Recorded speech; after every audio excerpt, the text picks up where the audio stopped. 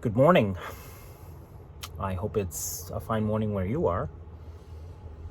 It's been an interesting last 24 hours, so let me catch you up. In this episode, we're going to talk a little bit about Vernon and Mike. So first things first, this is Vernon. Vernon's 59 years old. He's from West Texas. He's been through 2 marriages. He's got 6 kids. And he's a very slight man. He drinks a little too much. He's owned 2 service stations in his life, and he's quite a character, and that's putting it mildly. Vernon is the mechanic for where I ended up in Cloverdale yesterday, and Vernon graciously decided to help me out. Vernon took out my power steering pump, which we absolutely needed because we didn't want to incur a core charge. So whenever you take out a piece of hardware in a vehicle and you want to get a new one, they charge you a core charge, which means that if you don't return the used part, you get charged a core charge. So we didn't want to incur another charge, so I had to give up my old core, which I was happy to do considering it's a piece of crap. So Vernon took out the core, and then we waited around for 6 hours for the new core to show up. Finally shows up, we go get, and then Vernon installs the core. Right after Vernon installs the core, Vernon basically slips and falls and breaks his hip. We ended up taking Vernon to get x-rayed and get that all squared away. So yeah, he broke his hip. And the whole time, Vernon is stubborn as a pig and does not want to go to the hospital because he's got things to do. And I'm like, Vernon, your hip is broken. He's like, it'll be fine. It was not fine. So Vernon is on crutches at this point, and he ain't going nowhere, no how. But I'm certain that Vernon is off the crutches at this point and trying to fix the truck that was right behind me. The man is insane. I have more respect now that I had than I had for Vernon to begin with, because when I first met Vernon had a little bit of alcohol on his breath, and he had just come off an 18-hour shift and he was not lucid. Nonetheless, when I met Vernon the next morning, yesterday morning, Vernon was on top of it, baby. So props to Vernon. So when Vernon is all said and done and we get him all squared away, then I need to basically find some way to bleed the power steering system, because we couldn't get it to bleed yesterday. So that meant I needed to probably do the job myself, and I'm perfectly happy doing that. It's just that I don't have the tools. So I went to AutoZone yesterday, bought the tool, and come to find out that the tool does not include the stopper that you absolutely need in order to bleed the system. That stopper is required to create pressure on the power steering fluid system. Without it, it's basically toast. So pulled into AutoZone, went looking for the stopper, and they don't have one, and they won't have one for another week. At this point, I'm at wit's end. It's after 5, no one is open. Only the parts stores are open, and none of the parts stores have the part that I'm looking for, or the piece that I'm looking for, so that I can bleed the damn system. But I did get the pressure tool. That was $50 that I didn't have. So now I'm out $100. Yeah, that happened. And that's where we enter Mike. This is Mike. Mike is the service tech behind the desk of AutoZone, and basically through hook or by crook went looking through every single auto parts store in a 100-mile radius looking for the stopper that I needed. Nobody has one, by the way. Well, probably the only people that have one are a repair shop, because they would absolutely need to have one. So Mike, in his due diligence, couldn't find one, and he's like Mr. Apologetic, just trying to get me out the door, and couldn't find one. And he's like, I'm sorry, Miles, I just can't find one for you, baby. And he turned over a lot of rocks that I wouldn't have thought of, so props to Mike. So I'm walking out the door, and I look across the parking lot, and there is a flat tire. On the way to get to AutoZone from Cloverdale,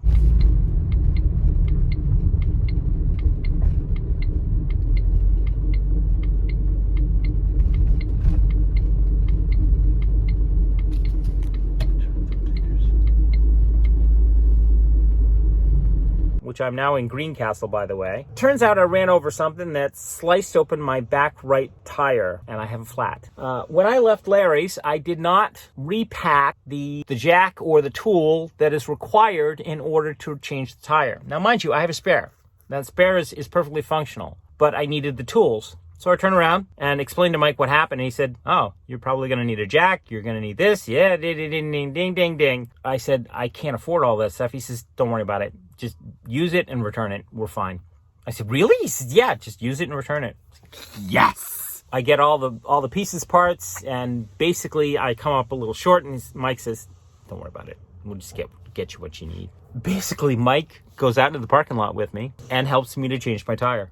We get it all changed out. Mike, in the process, tells me that his wife is expecting, should be either last night or this morning. This is his first child. He's got his Windows certification. Mike and I bond over the fact that he's got his Windows cert and how difficult his networking cert was difficult. How difficult that was to get. I have mine, and it was a pain in the ass to get. And I got to tell you, I wouldn't wish that thing on a pig. I passed mine with like an 85 percentile. Mike didn't get that far, but you know, he did get his Solaris. I got my Solaris as well, and he ended up telling me that he's never seen the Solaris operating system. It's like, I used to work on Solaris operating systems. Anyways, so we bond over that, and Mike is sweet as peaches. If I didn't show Mike on the screen, I'm going to show Mike again because he was just a nice guy. Anyways, so I bid Mike goodbye, and I explained to Mike before I disappear that I basically can't go anywhere, and he says to me, Miles, come with me. And I step out into the parking lot with him, and he says to me, right over there, and he's pointing across the road about 400 yards from me. He says, there's a repair shop. I think they probably have what you need. I said, are they still open? He says, no, but you can find out in the morning. So I was just there. They didn't have space for me today. They could have done the job, but they didn't have space for me today. So they turned around and sent me here to Neil Auto Service, and hopefully they're going to repair the tire. That's done. That's going to cost me $25 to repair the flat. And whether or not they can bleed the system is a whole different kettle of fish. That absolutely needs to happen, and we shall see where we go from there.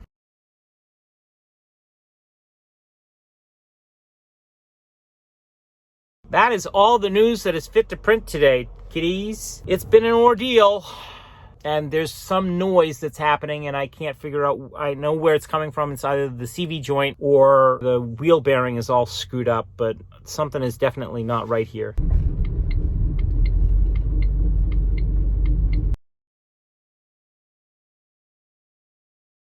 And Larry and I didn't catch it when we were driving around. And I wish to hell that it had popped up a little sooner, but there you go.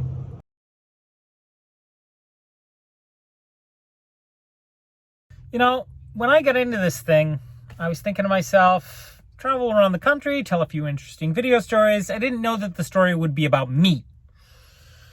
I wanted to take me out of the equation as much as possible and talk about other people. Not happening. Let's see if we can get this done quickly, because there's a whole lot of shit that's going on.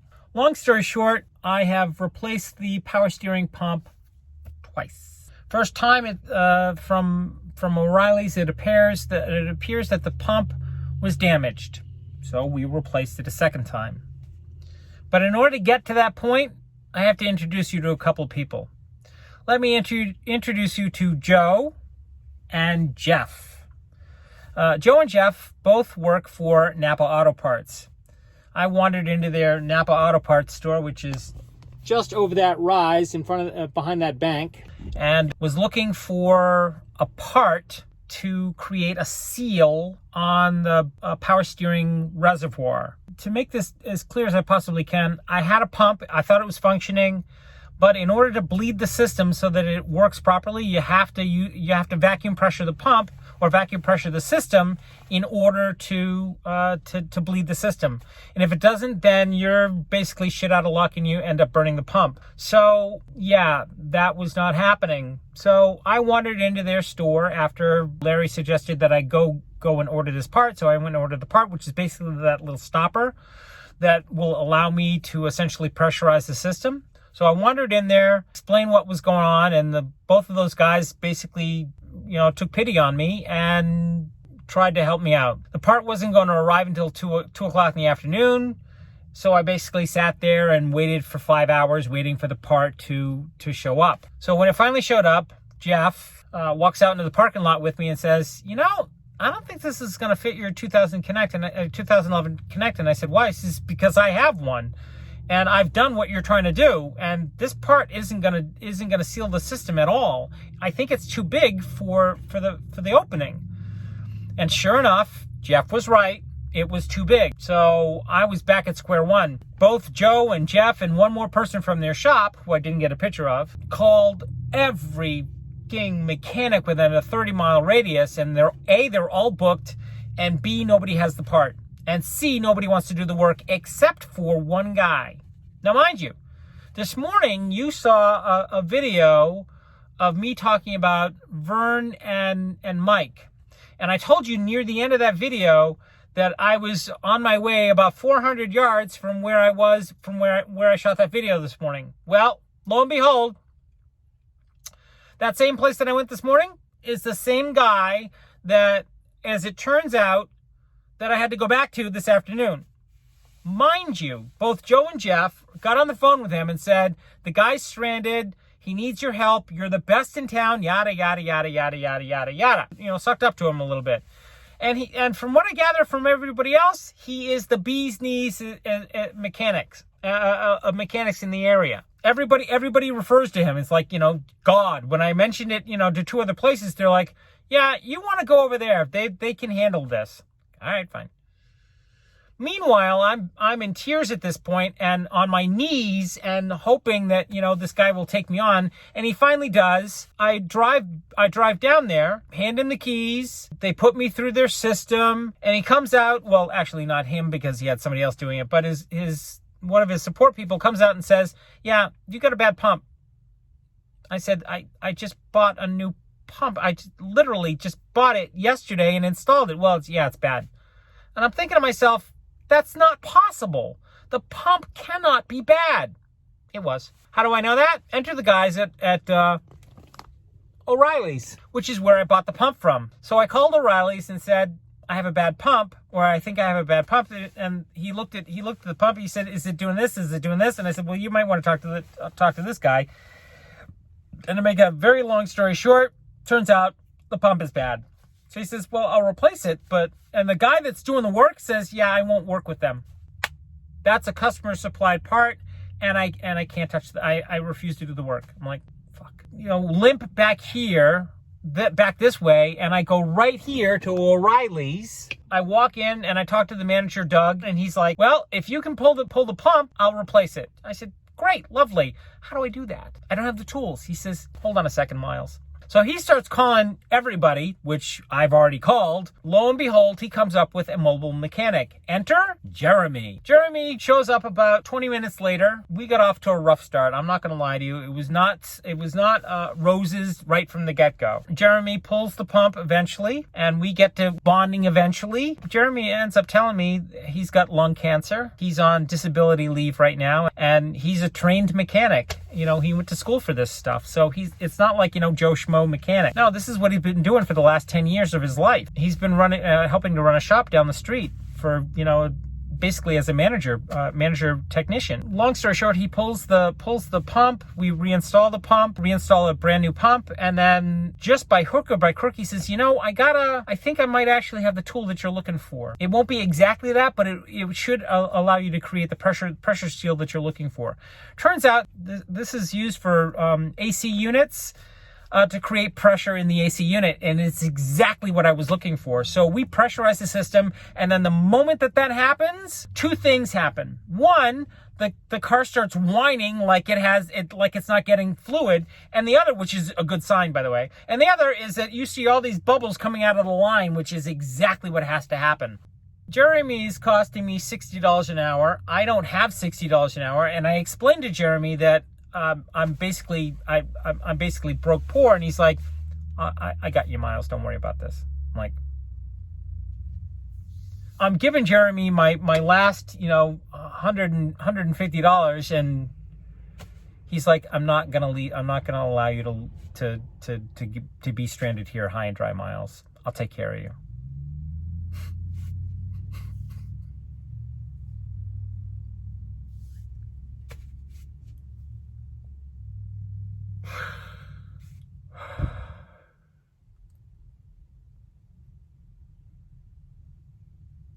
The kindness of strangers.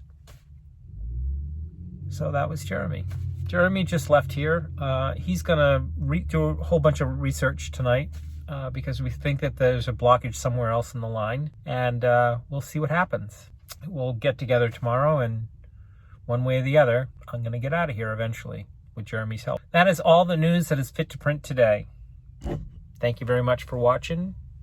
I need donations, like it's going out of style, because I gotta pay Jeremy eventually. Because I can't allow him to work for free. It's just not going to happen. So whatever you can donate, and that's going right to Jeremy. Thanks a bunch for watching. Bye.